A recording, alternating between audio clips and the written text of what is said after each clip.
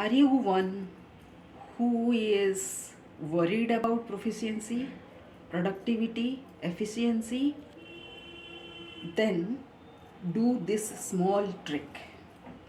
Whatever task you are given, segment it into 25 minutes of segment test. Beads, you can see. I call it as bead strategy. After doing 25 minutes, take a 10 minutes break and come back and evaluate whether you have completed the task. If yes, great. If no, then you should know that over a period of time with practice you will pick up speed.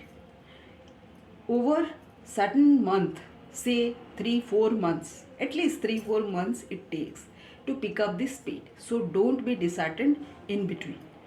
After that you will see your thing is getting completed within 50% of time. That is how you will do it in half the time.